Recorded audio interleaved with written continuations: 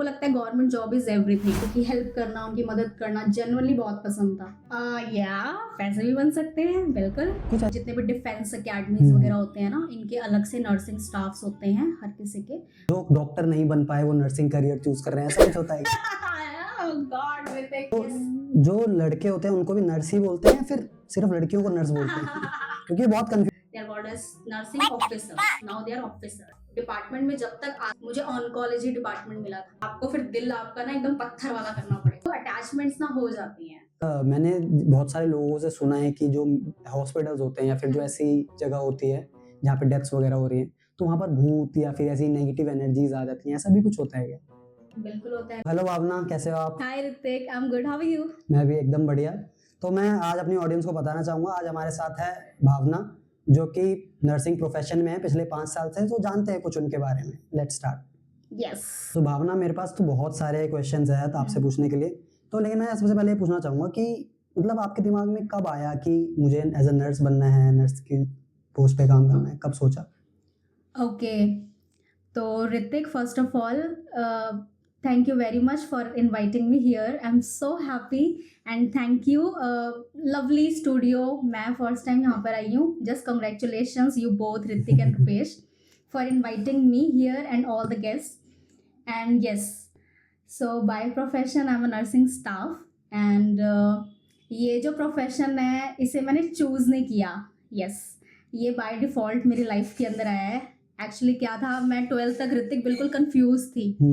I have told you once before as well, जब हम लोग साथ में स्टडी करते थे तो मैंने बताया था कि मैं 12th तक लिटरली आई वॉज कन्फ्यूज्ड. मुझे पता ही नहीं था मुझे किस फील्ड में जाना है, मुझे क्या करना है. मुझे डांस करना, अगर मैं टीवी पे देखती थी कि ये लोग डांस कर रहे हैं तो मुझे डांस भी करना होता था, मुझे एक्टिंग भी करनी होती थी, मुझे सिंगिंग भी करनी होती थी, मुझे सब करना होता था. मुझे लिटरली में नहीं पता था कि मैं 12th के बाद में क्या करने वाली हूँ, क्या नहीं करने वाली.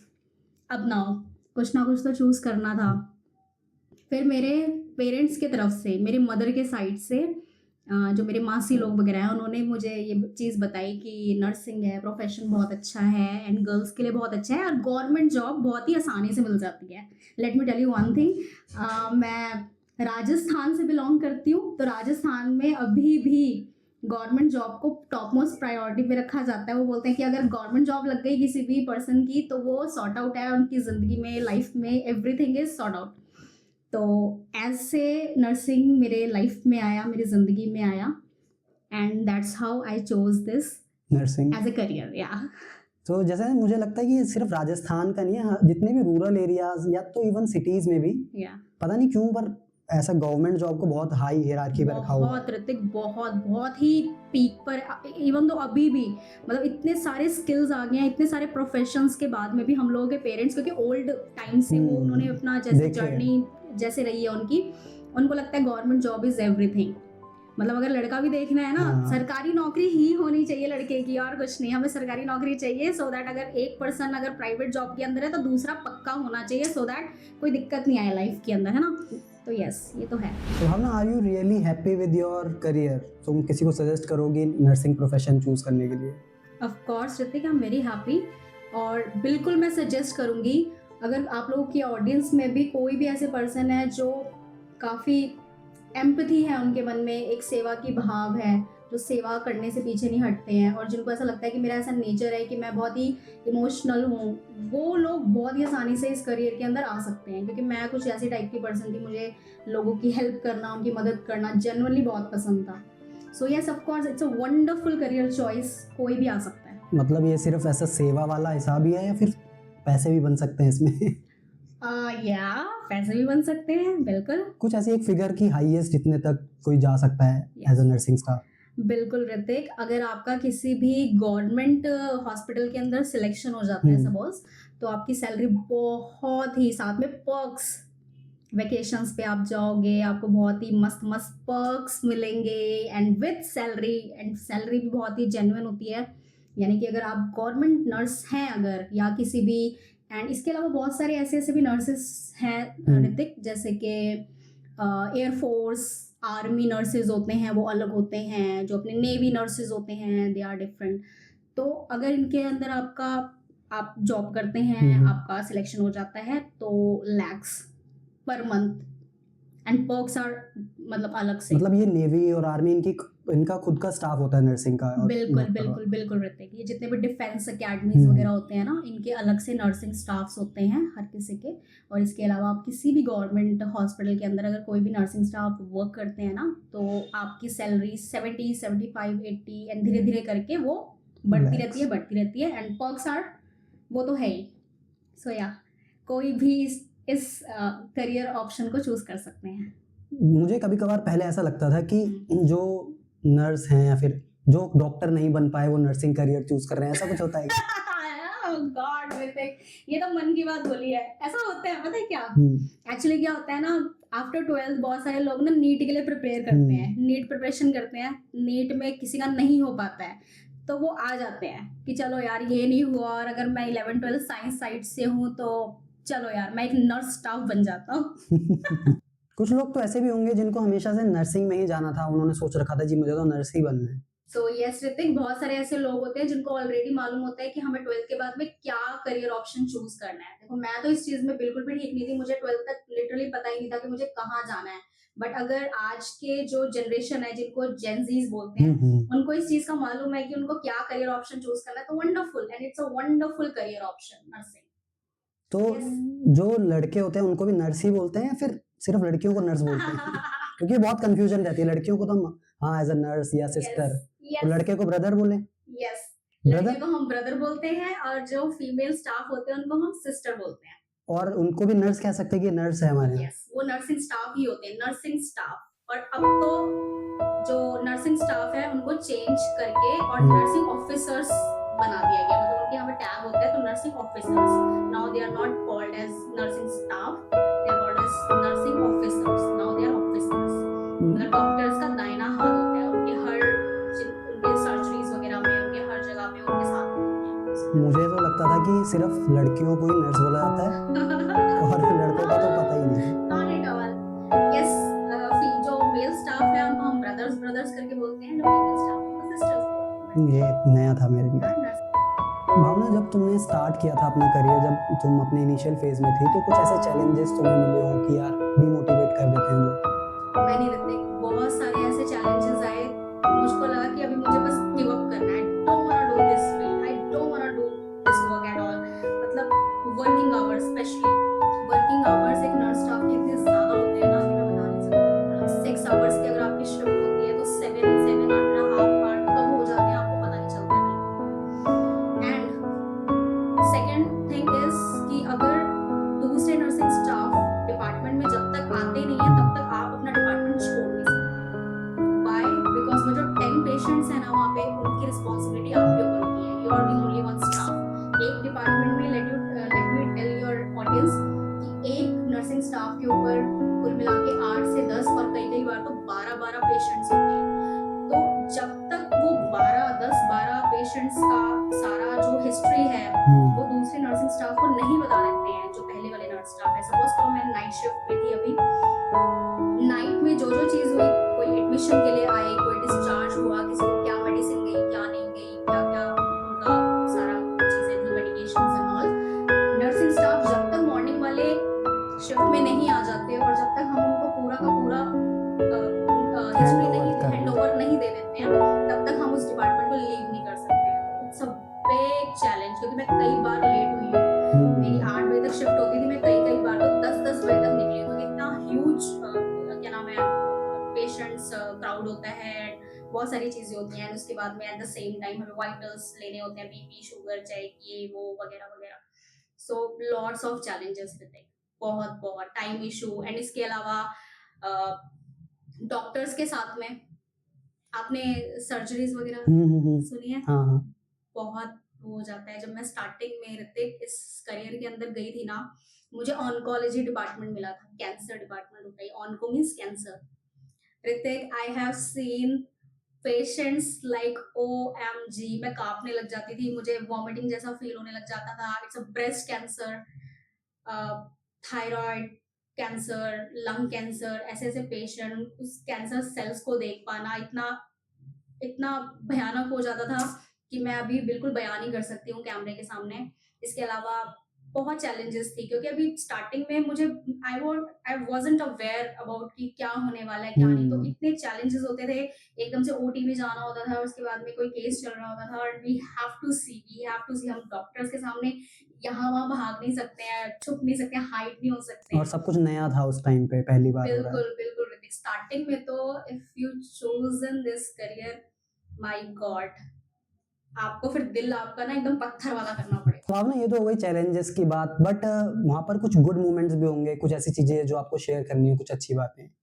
Yes, there are so many good and amazing moments. अ, कुछ टाइम पहले की बात है, अभी एक हुँ, पेशेंट थे, वो भी उनको कैंसर था, ब्रेस्ट कैंसर था उन लेडी को, and she is the principal of a well reputative school. बहुत ही हुँ, बड़े स्कूल की वो प्रिंसिपल थी, एंड हैं। यस। सो उनका नेचर ही कुछ बहुत ज़्यादा डिफरेंट था। मतलब जब भी वो आते थे ना, वो हमेशा मेरे लिए गिफ्ट्स लेके आते थे। हुँ, नॉट मेरे लिए, बट मेरे जो को कलीग थी मेरे साथ में, रश्मि, हर नेम इज़ हुँ, रश्मि, उसके लिए और मेरे, मतलब इतना ज़्यादा प्यार करते थे, यू नो, ऋतिक, अटैचमेंट्स हो जाती है। हुँ, क्योंकि वो रोज़ डेली वो जो पेशेंट्स हैं, वो हम उनको देख रहे हैं, वो हमारे पास में आ रहे हैं। उनकी टेक केयर कर रहे उनको हैं। हम टेक केयर कर रहे हैं, कभी कोई इंजेक्शन है, हम मेडिकेशन कर रहे हैं, हम उनसे बातचीत कर रहे हैं, उनके वाइटल्स चेक कर रहे हैं, उनका बीपी चेक करते-करते, तो वो अटैचमेंट्स ना हो जाती हैं। तो when the lady, she hmm, used to come, she always carry the gifts for both of us, and she's so sweet lady. तो बहुत अटैचमेंट है, एंड ये not only with this lady, there are so many people यार, there are so many patients, and God bless all the patients, may God bless with wonderful health, wealth and prosperity, मतलब वो लोग बिल्कुल ठीक हो जाएं। Yes, attachments हो जाती है। तो मुझे लगता है कि सिर्फ़ ये मेडिकेशंस और ये सारी फ जो फॉर्मल ड्यूटीज़ हैं एक नर्स की, उसके अलावा पेशेंट्स की टेक केयर करना, उसको पॉज़िटिव फ़ील कराना, ये भी कुछ ऐसा लग नर्स की ही ड्यूटी है। बहुत बड़ी जिम्मेदारी है Hrithik, amazing question you have asked. ये बहुत बहुत बड़ी ड्यूटी होती है यार, क्योंकि यू नो क्या क्या है ना, कि जो पेशेंट है ना, वो हॉस्पिटल आ रहा है, हुँ, बट वो डॉक्टर के साथ में कितना टाइम स्पेंड कर सकता है? वो डॉक्टर के साथ में उतना ही टाइम स्पेंड करता है कि जब डॉक्टर के साथ में प्रिस्क्राइब करने के लिए, एंड फिर थोड़ा कॉन्वर्सेशन करने के लिए, डॉक्टर के पास, they all are doctors are very, मतलब उनके पास बहुत कम टाइम होता लिमिटेड है। टाइम है। लिमिटेड टाइम होता है, उनको राउंड्स पे जाना होता है, उनको सर्जरीज के लिए जाना होता है, उनको अपनी ओपीडी चलानी होती है, उनके पास बहुत कम टाइम होता है। तो जो नर्सिंग स्टाफ होते हैं ना, उनके साथ में वो अपना ज्यादातर टाइम स्पेंड स्पेंडेड करते हैं, है ना? तो एक जो नर्स स्टाफ होते हैं, शी शुड बी काम, मदरली नेचर्ड काइंड ऑफ पर्सन। एक वार्मथनेस होना चाहिए आपको, कि जब वो आपके आसपास है तो पेशेंट को बहुत अच्छा अच्छा लगना रहेगा। चाहिए कि हाँ यार, there is someone who is taking care of us. तो ये वार्मथनेस, ये मदरली नेचर, ये एक नेचर होना चाहिए एक नर्स स्टाफ हुँ, का। So yes.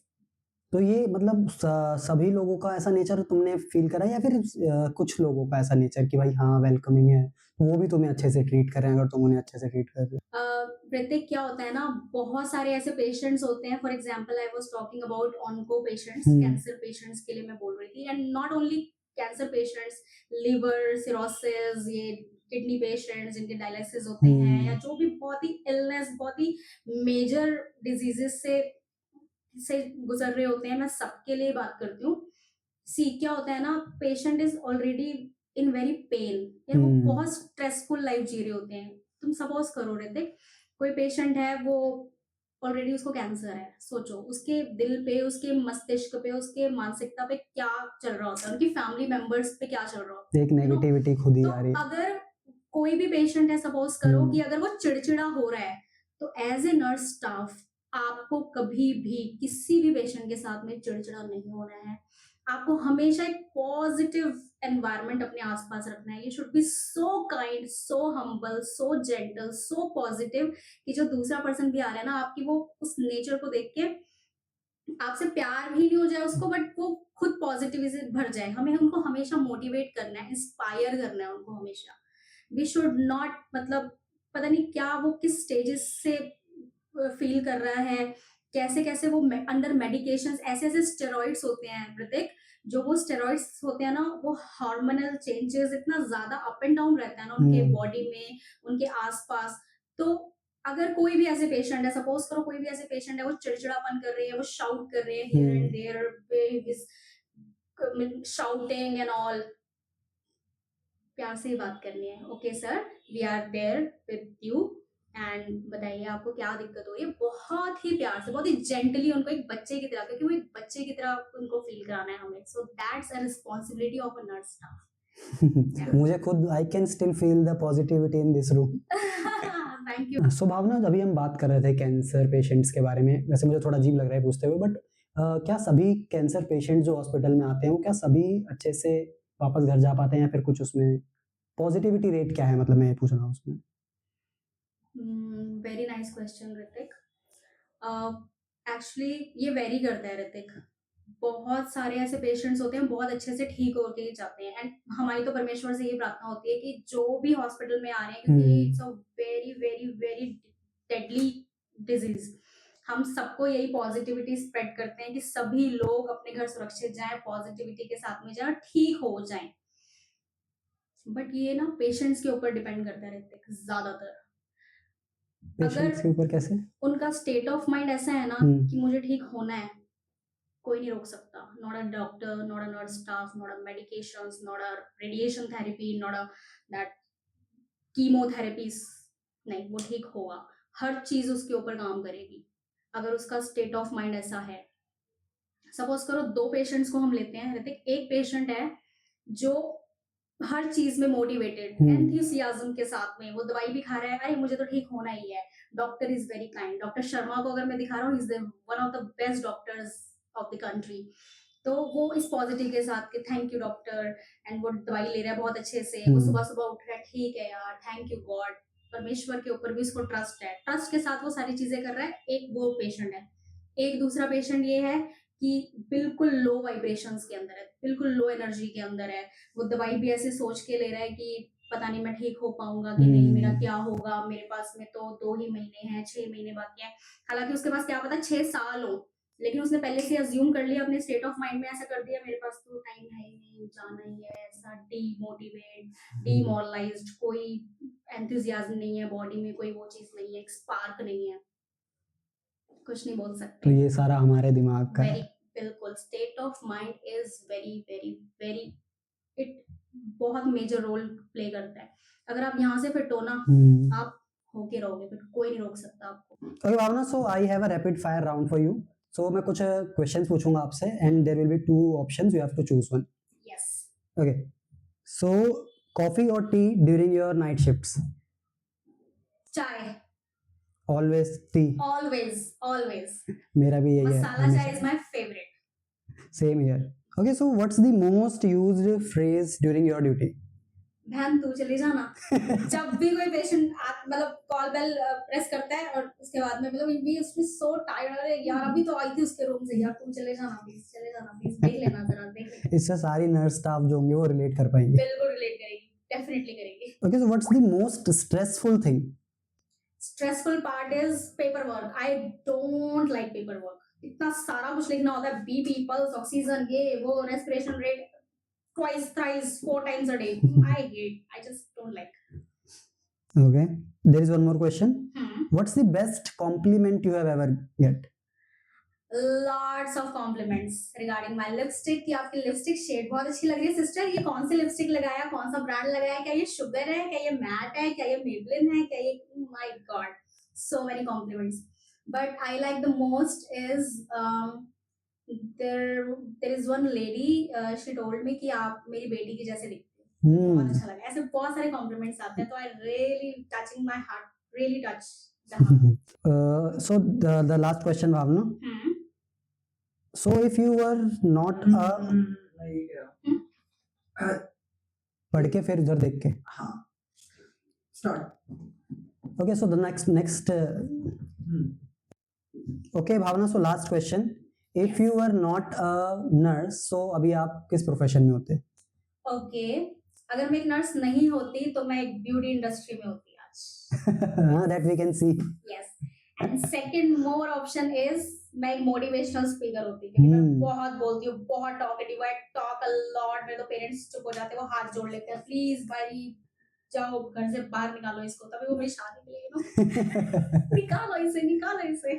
बट या मैं आई कैन से दैट मैंने बहुत सारे नहीं मतलब कुछ इंटरव्यूज लिए, I can feel the positivity. But जैसे आपको कभी टाइम मिलता है वीकेंड्स में या फिर कभी अगर लॉन्ग वीकेंड आपको मिल रहा है तो क्या प्लान रहते हैं फिर आपके घूमना वगैरह? वीकेंड्स पे यस बिल्कुल हम लोग फ्रेंड्स के साथ में जाते हैं। मैं तो मेरे फ्रेंड्स के साथ में बहुत टाइम स्पेंड करती हूँ ना। मैंने लास्ट कांतारा देखी, मुझे बड़ा ही मजा आया बहुत। मूवीज पे जाते हैं हम लोग, कहीं मेला लगा होता है वहां चले जाते हैं, मॉल्स के अंदर चले जाते हैं। यस ऑफ कोर्स मैं अपनी फैमिली के साथ में बहुत सारा टाइम स्पेंड करती हूँ, लेकिन इतना बिजी स्केड्यूल ना, उसके बाद में फिर बस ऐसा लगता है कि यार घूमो फिरो, यही लाइफ है।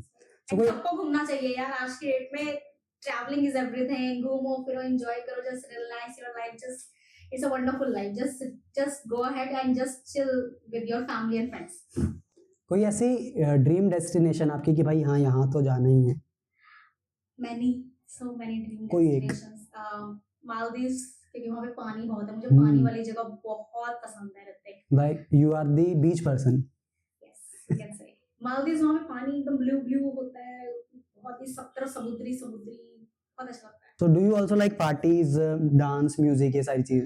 डांस म्यूजिक तो मुझे बहुत पसंद है, but I am not a party person at all. I really don't party and all. मैं भजन कीर्तन वगैरह में बहुत जाती हूँ, मैं मंदिर बहुत जाती हूँ, लेकिन मेरे को वो जो बाहर वाले पब वगैरह ये सब चीजों के चीजें हैं वो मुझे बिल्कुल नहीं पसंद है। बहुत सारे लोगों को पसंद होगी, तो yes I am not a party person. ना मैंने बहुत सारे लोगों से सुना है कि जो हॉस्पिटल्स होते हैं या फिर जो ऐसी जगह होती है जहाँ पे डेथ्स वगैरह हो रही है तो वहाँ पर भूत या फिर ऐसी नेगेटिव एनर्जीज आ जाती हैं, ऐसा भी कुछ होता है क्या? बिल्कुल होता है ऋतिक। मैं डराना नहीं चाहती यहाँ पे ऑडियंस को भी आपकी, और ना ही आपको, लेकिन yes entities are there, entities होती हैं। तो हाँ, एक इंसिडेंस बताती हूँ, बहुत रिसेंट का है इसलिए मुझे याद है। I was on night shift, so मैं ऐसे अपने काउंटर पे ऐसे करके, नर्सिंग स्टेशन होते हैं हमारे, काउंटर्स होते हैं पर्टिकुलर, वहाँ पे हम नर्सिंग स्टाफ बैठते हैं। एंड नाइट में ना हम 2 स्टाफ्स होते हैं ओनली, पेशेंट्स होते हैं डिपार्टमेंट के अंदर एंड 2 नर्सिंग स्टाफ्स होते हैं। तो मैं बैठी हुई थी, जो मेरे एक कलीग हैं वो अंदर अपने मेडिसिन डिस्ट्रीब्यूशन के लिए, एंड फिर लास्ट में थोड़ा ना पेशेंट्स को चेकआउट करने गई थी वो, वेदर ऑल आर ओके, सब लोग अच्छे से सो रहे हैं कि नहीं।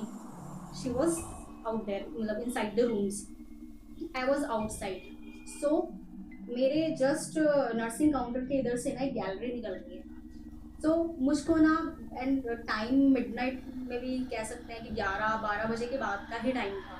ओके, तो हम लोग अपने सारे मेडिकेशंस वगैरह अपना सब कुछ डन वन करके आराम से बैठते हैं, बस वो एक बार चेक करने गई है। एंड मुझको ना ऐसा बार बार ऐसा फील हुआ कि यहाँ से ना ऐसा कोई भाग के जा रहा है, मतलब पैरों से ऐसा चलने की आवाज़। एंड ऐसा हॉरिबल जैसा सीन नहीं है, क्योंकि हमें हमारे पास में जीडीएस स्टाफ्स होते हैं, स्टाफ होते हैं हमारे पास में, हमारे जो गार्ड साहब होते हैं, गार्ड्स वगैरह भी होते हैं, लेकिन उस टाइम पे आप सब लोग बैठ जाते हैं क्योंकि सारा काम ऑब्वियसली हो गया होता है। लेकिन थोड़ा ना कभी कभार ऐसा फील होता है कि कोई ना ऐसा चल के गया है एकदम से, एंड फिर जब मैं एकदम से मुड़ी हूँ, मैंने देखा है तो कोई नो वन नहीं। Is there. तो इस तरीके की छोटी छोटी सी चीजें, मैं डराना नहीं चाहती हूँ बिल्कुल भी, लेकिन ये सब चीजें ना, मे भी हो सकता है कि एक डर का माहौल हो गया है हॉस्पिटल के अंदर, ये सब चीजें भी हो सकती हैं। बट मैंने हमेशा उस चीज को पॉजिटिविटी के साथ ली है, हमेशा जय बजरंगबली, जय बजरंगबली, जय श्री राम, जय। तो ऐसे करते करते नाइट शिफ्ट्स निकल जाती हैं। और मोस्ट ऑफ द टाइम, एक और चीज बताऊँ आपको, मोस्ट ऑफ द टाइम ये हमें फील होता है मोर्चरी के टाइम, मोर्चरी वाले प्लेस पे। डेड बॉडीज रखते हैं जहाँ जी पे। जी जी, जहाँ पे डेड बॉडीज वगैरह रखते हैं ना, जैसे किसी की, सॉरी फॉर दैट, किसी को डेथ कर जाते हैं तो उनको मोर्चरी में रखा जाता है। तो जब हम उस एरिया से निकलते हैं ना, क्योंकि वो एरिया ही ऐसा इतना भयावह होता है, वो चीज़ इतनी, मोर्चरी इतना बड़ा बड़ा लिखा होता है। कई बार आप वहाँ से किसी काम से जा रहे हो, आपके जैसे मेरा जो हॉस्पिटल जहाँ पे आई यूज टू वर्क, सो वहाँ पर जो मोर्चरी है वो यहाँ पर है, एंड फिर हमें यहाँ से आके अपने एप्रन्स वगैरह, जो भी हमारे कॉस्ट्यूम्स वगैरह, ड्रेसेस वगैरह, नर्सिंग ड्रेसेस वगैरह, वो कलेक्ट करनी होती हैं। सो कई बार आते जाते वक्त मैंने डेड बॉडीज से सामना हो जाता है, उनको निकाल रहे होते हैं या फिर उनको लगा अंदर। सो वो एक ऐसी चीज़ होती है कि वहाँ जाते ही ना आपके बॉडी में ऐसी ठंडी लहर दौड़ जाती है ना, आपको ऐसा लगेगा कि एकदम ठंडी ठंड लग रही है बहुत ज़्यादा। सो हो सकता है साइंटिफिकल, मतलब यार थोड़ा हम दिमाग में सोच लेते हैं सोच ज़्यादा। लेते हैं उस चीज़ को। सो एंटिटीज बहुत सारे लोग बोलते हैं होती है, बहुत सारे लोग नहीं होते। ऑडियंस से पूछना चाहूंगी मैं, आप कमेंट्स करके बताइए आपको क्या लगता है इस चीज के ऊपर, क्या एंटिटीज हॉस्पिटल्स में होते हैं या नहीं होते। सो भावना, एक फाइनल चीज़ मैं पूछना चाहूँगा मेरी ऑडियंस के लिए, कि अगर किसी बच्चे को या किसी स्टूडेंट को अपना करियर बनाना है इन नर्सिंग, सो कैसे स्टार्ट कर सकते ओके, किसी को भी अगर इस नर्सिंग फील्ड में आना है तो सबसे पहले 11th 12th उसका साइंस स्ट्रीम से ही होना चाहिए। ये पहली earlier it was used to say कि किसी भी बीए कॉमर्स हैं? कोई कॉमर्स, भी आर्ट्स। स्टूडेंट जा सकते हैं, लेकिन अभी ऐसा कुछ नहीं होता है। 11th और 12th आपकी साइंस स्ट्रीम से ही होनी चाहिए, मस्ट है ये, बायो केमिस्ट्री फिजिक्स होनी चाहिए आपकी। एंड उसके बाद में आप बीएससी नर्सिंग के लिए एलिजिबल होते हैं, जो कि आपका 4 years का डिग्री कोर्स है, नॉट अ डिप्लोमा। 4 साल का वो बीएससी नर्सिंग आपका कोर्स इक्विवेलेंट होता है डिग्री कोर्स के, यानी कि अब आपको कोई बीए बी कोई ग्रेजुएशन नहीं करनी कोई पड़ेगी, so that graduation is my अलग से नहीं ग्रेजुएशन। करनी, that is the graduation in nursing आपने किया। देन उसके बाद में आप पोस्ट आप कर सकते हैं, देन आप एमएससी वगैरह इन नर्सिंग कर सकते हैं। And Ritik, thank you very much for inviting me here once again. Lovely setup. I really love the podcast we showed today. And मैं आपके सब्सक्राइबर्स को बोलना चाहती हूँ, लाइक करो, शेयर करो, सब्सक्राइब करो बातचीत को, and see you on the next podcast, guys.